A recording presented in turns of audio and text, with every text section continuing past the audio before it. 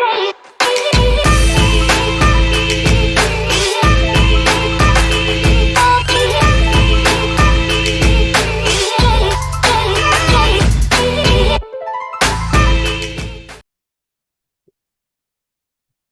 is Lewis Hart for Boxing Social in association with Empire Fight Store and William Hill. Delighted to be joined with the Big Bang, Pierce O'Leary. How's things, mate? How are we? I'm good, mate. How are you? You all good? All good, mate. All the better for speaking to you. Well, we'll talk about in a couple of weeks. We have the Big Bang coming from China, Zhilei Zhang, but people are forgetting. We've also got another Big Bang on the undercard. Yourself, you're fighting Kane Gardner, a massive fight, a big step up for you. First of all, how's camp been? How are we feeling going into this one? Yeah, camp's been great. It's always good as usual. Ticked every box as we did. Today, Wednesday, we got my last bar coming up, so yeah, can't complain. Everything's all good. I'm excited. It's all about holding the reins back now a little bit, not overtrain and I'm not underdoing train. So this week is kind of boring for me, you know. So fight week, I'm looking forward to fight week getting in, and because I know it's gonna go quite quick. Is it easy for you to overtrain? Have you sort of found yourself guilty of that at times? 100%. It's probably, yeah. It's very very easy. It's very easy to overtrain. For sure, getting kicked out of the gym all the time. You know what I mean? Yeah. For a lazy person, it's about like it's hard to explain because it has its pros and cons. But every now and again, you have to realize and listen to your body. Like, don't do this. That might harm tomorrow. You know what I mean? So it's just like you just play as you go. Like, you know.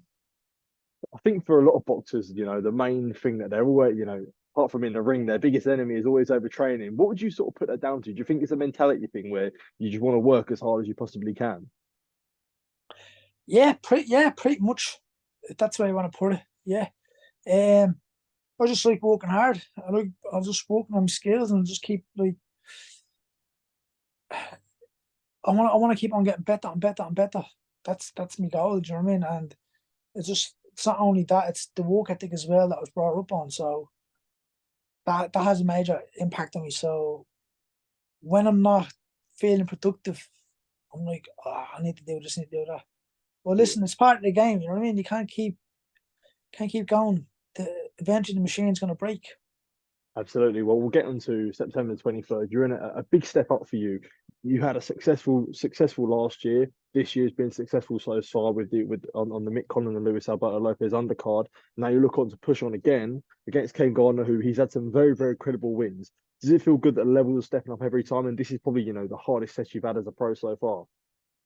Yeah, I'm having a great year so far. And I'm gonna have a great year again. The 27th of May on the Conlanville, that was a great event. Had a great performance then. So we trained, we done everything to the T, and we this camp's gone the exact same way.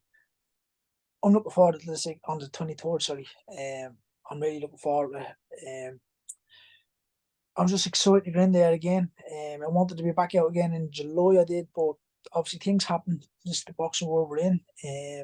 So yeah, we're back out in September now. So just over 10 days, just 10 days. Sorry, today, and yeah, I'm ready, more than ready.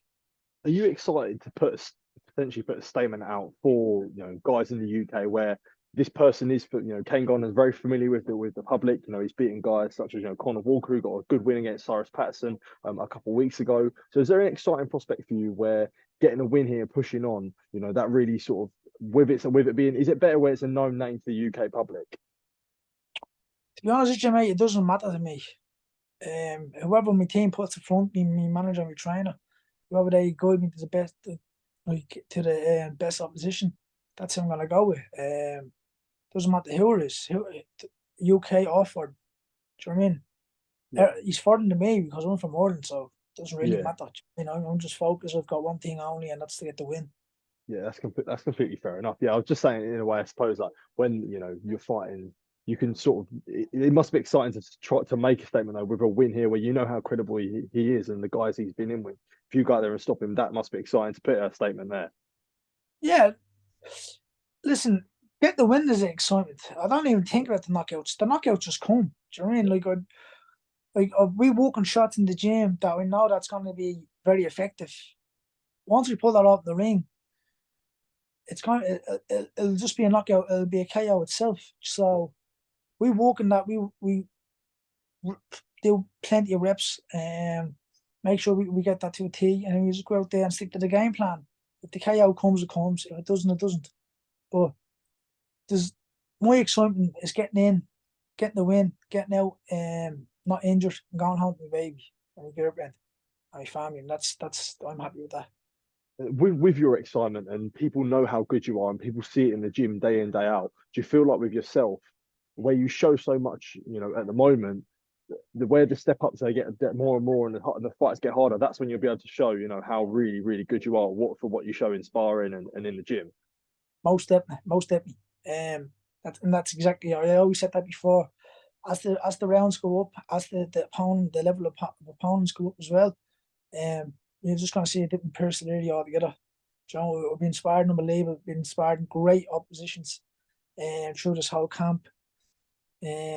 Some light middleweights as well, because just to get rounds in.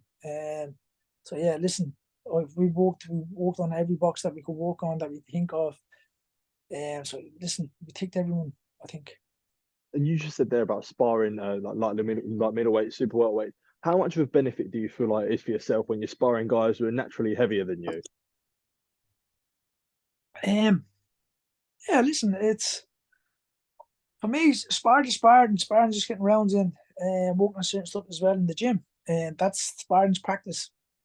But at the end of the day, it's not just practice. You've got to be very cautious in there, because if you one slight move, if you get clipped, it could be out of for you, or there could be something else, and you could pick up an injury. So, not only is it sparring, it's more. There's a little bit of competition there as well. Yeah. So, but yeah, listen, the way I'm inspired now is because of guys and stuff. It just gives me more confidence in myself to deal what I can deal with the same guys in my way. Absolutely. And you mentioned there that you don't look for knockouts, but it is something that's naturally in your game. You're a big puncher. Was there a point where you realised, I do hit harder than the natural person? Yeah, I always knew that from a young age. I always knew I was a banger. And as soon as I hit anyone in the right spot, that you're gonna go over. But I think early on in my career, we that was a major big part of me, and we played on that a lot. Where when I came to the UK, 2 fights in, settled down, it was just like this. It's a different way. It was just it opened my eyes to boxing. Do you know what I mean? So I'm now a different boxing than I was when I came over here. More of a counter aggressive puncher. So yeah, listen, I knew I was different to the rest of them. And you said there about since you moved to England, to the UK, how much beneficial do you think that's been to your game, being in the UK now and having real experience there at a young age Yeah. as well? Yeah, I moved over here at a very young age. I think it was only like I think it was 19 or 20. I think. No, I think I just turned 20. I'm not too sure, but yeah, it was a great move. Best move I ever done. The hardest decision I ever made as well. So this is where I spend at least 10 months, every 12 months here. On my own. I'm no entourage or anything like that. No one here rubbing my feet. I'm just focused, just watching the telly, goes to the gym, back dinner, food, train again. So that's my life. You know what I mean? Train, eat, sleep, and look at 4 walls for each camp. So that's what motivates me. That's where I get the hunger. And when the tough gets going, that's when the hardship will kick in. Then. Was it for the first decision? How scary was it? Scary for you to initially sort of drop tools and move over to the UK to really focus on boxing? How scary, if it was scary, how scary was that decision? It wasn't scary because it was sport of moment. Do you know what I mean? It was the plan to move over at some point, but the plan came a little bit quicker, and it was just like the excitement, like just getting out again. So went over, I was looking forward to a new change and stuff like that. But when I was on the plane, I was just like, oh shit, mate, there's no one here to do me washing, there's no one here to cook me food, there's no one here to do this, do that for me. And I literally went into the big world on my own, and everything that looking back now and everything where I'm at the building up and who I built up with, and the people who I met, I wouldn't change it for the world. Yeah. Do you think boxing has benefited a lot in your career, in life experiences? Like you said, moving over to the UK, you probably have fears of stepping into the unknown, which is very, you can have that in boxing where, first time sparring someone, your first fight, all these nerves you've had. Do you feel like that? Do you see what I'm saying in a way where the sort of the fears you had in life, you can attribute that a lot with your boxing, that's helped you in a way? Yeah, I don't know. I'm not gonna say. I think boxing in itself helped me from a young age, anyways, regardless. So I just think everything, my whole life was involved around boxing. So wherever me boxing done, wherever I done, it was with boxing. Do you know what I mean? Yeah, no, that's completely fair enough. But we'll talk about being back home. Your last fight was in Ireland. You talked about how good of an experience that was. How special was that whole fight week for you, building up to it, being back home? That must have been special for you. Oh, it was unbelievable because I went out a couple of fights before I was on. I think it must have been about the second or third fight that was actually that was started. Place is empty. The whole arena was empty. So we went back in grand just to get the feel of the arena and the ring and see what it was like. Went back to the dressing room, start preparing, hands wrapped, stuff like that, warmed up great. So we were entering the ring, and there was a big, huge, massive corner. It must have been about 30 by. It was ridiculous big, huge. So they pulled it across, and I was like, "Holy shit, man!" The whole stadium was packed full, and I was expecting it to be empty the way I was seeing it at start. And I was just like, "Fuck me, man! This is crazy." Kids hanging out the barriers, people jumping over, shaking hands, stuff like that. This is before going out. Then we ring walk, and I'm like, "This shit is crazy." But I didn't. Looking back now at it, I can only remember like some of it, but I can't remember all of it because I went pure blank. I just focused, like all I could see was the ring. And then as soon as I went to the ring there and looked around at the whole stadium, there was barely any seats up, So I was like, these are all here for me, obviously, because there was no other Irish guy on after me or before me. So I was like, this is the fan base now, so I'm gonna carry, which was tremendous. Do you ever look at that after that experience and realize, well, one day when I'm going to headline, this is going to be, just a different level? Yeah, definitely. I think we're trying to get a headline in Dublin early on next year. There was opportunities there. The headline in September. That show got pulled not so long ago. So I was glad I wasn't geared enough for that.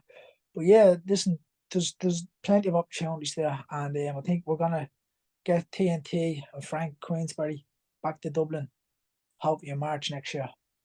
And you look now at winning on September the 23rd, super lightweight is such a stacked division from domestic level to world level. How exciting is it that a win here would really mix you in with the best at the top of the league, at the top of the division?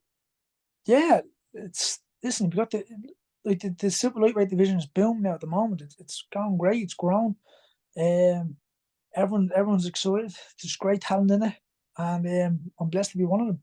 And I just want to keep on growing, keep on climbing the rankings, and keep on pushing on to them world titles. And I hope you have a world title shot soon. Absolutely. Pierce, I just want to say thank you for the time to speak to me. Always appreciate it. And it's always good to catch up with you. And all the best for September 23rd. Thanks very much, pal. I appreciate it. Right? Go on. Thank you, mate. Top man.